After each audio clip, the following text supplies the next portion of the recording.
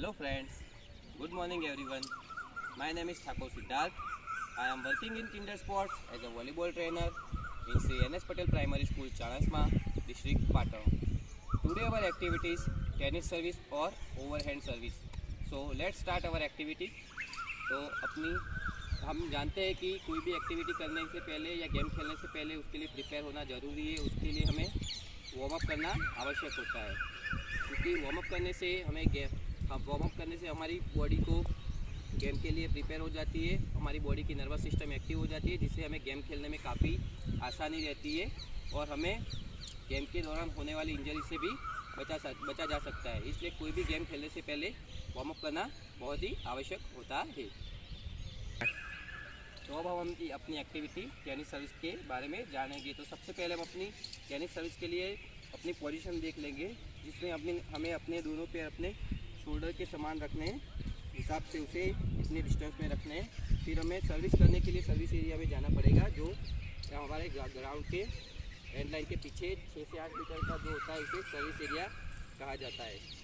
Tennis service करने के लिए हमारे फ्री हैंड को आगे की तरफ बॉल के साथ रखना है और अपने स्ट्रॉन्ग हैंड को पीछे की तरफ ले जाना है और जितना हो सके उतना पीछे ले जाना है और बॉल क्रॉस करके फिर इस तरह से बॉल को ऊपर की तरफ से अपना पूरा हाथ खोल के मारना है।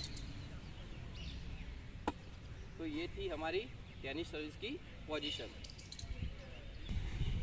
तो अब मैं आपको दिखाऊंगा कि हमारी पोजीशन क्या होती है। हमारे फर्स्ट पैर इस तरह से होके बॉल को आगे की तरफ इस तरह से रखना है, दूसरे हाथ को पीछे की तरफ ले जाना है, बॉल को क्रॉस करके मारना है।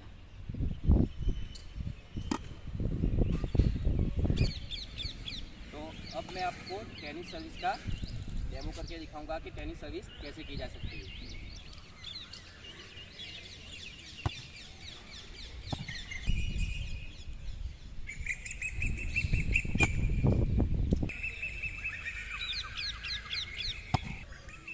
तो ये थी हमारी टेनिस सर्विस या ओवरहैंड सर्विस। हमें इसमें बॉल को अपने हेड से या चेस्ट के ऊपर की तरफ से मारना रहता है, इसलिए इसे ओवरहैंड सर्विस कहा जाता है।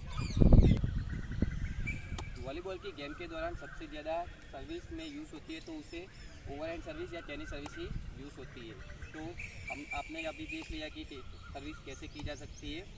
अब हम देखेंगे कि हमें ओवरहैंड सर्विस या टेनिस सर्विस करते समय क्या क्या ध्यान में रखना चाहिए। तो मैं अब आपको उसके नियम बताऊंगा कि क्या क्या ध्यान रखना चाहिए सर्विस करने से पहले तो हम जब सर्विस करते हैं तो सर्विस में हमें इतना ही पावर यूज़ करना है कि बॉल हमारा सामने के ग्राउंड में जाए, ना कि ग्राउंड कूद के बाहर चला जाए। अगर ऐसा होता है तो बॉल आउट चला जाएगा और पॉइंट अपोजिट टीम को मिल जाता है और जिससे हमारा नुकसान होता है।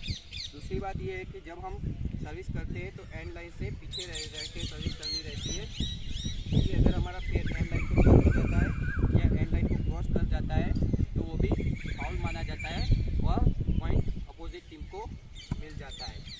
तीसरी बात ये है कि जब भी हम सर्विस करते हैं तो सर्विस करते समय हमें बॉल को इस तरह से आगे रखना है और बॉल को टॉस करना आवश्यक होता है। अगर हम बॉल को टॉस करें बिना आगे ही मार देते हैं तो उसे भी फाउल माना जाता है और पॉइंट अपोजिट टीम को मिलता है।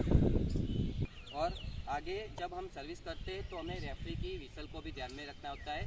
रेफरी जब विसल मार ले उसके बाद ही हमें सर्विस करने की रहती है। अगर विसलिंग के पहले हम सर्विस मार देते हैं तो भी फाउल माना जाता है। उसके लिए हमें फर्स्ट टाइम में वार्निंग दी जाती है, उसके बाद फाउल दिया जाता है। सर्विस में भी हमें टाइम लिमिट होती है। रेफरी जब विसल कर दे उसके बाद हमें 8 सेकंड के अंदर सर्विस कर देनी होती है। अगर 8 सेकंड से ऊपर हो जाए तो उसे भी फाउल माना जाता है। तो ये थी हमारी आज की एक्टिविटी टेनिस सर्विस और ओवरहैंड सर्विस। अब हम देखेंगे कि कोई भी एक्टिविटी करने से पहले जैसे वार्म अप किया जाता है, इसी तरह से कोई भी एक्टिविटी करने के बाद हमें कूल डाउन करना ज़रूरी होता है, क्योंकि हमें गेम के दौरान जो मसल यूज हो रहे होते हैं उसे रिलैक्सेशन के लिए कूल डाउन करना बहुत ही ज़रूरी होता है। कूल डाउन से हमारी ब्रीथिंग स्पीड नॉर्मल हो जाती है और हमारे हार्ट रेट भी नॉर्मल होते हैं और हमें रिलैक्सेशन फील होता है। इसलिए हमें कोई भी गेम खेलने के बाद या एक्सरसाइज करने के बाद कूल डाउन करना बहुत ही ज़रूरी होता है। Thank you.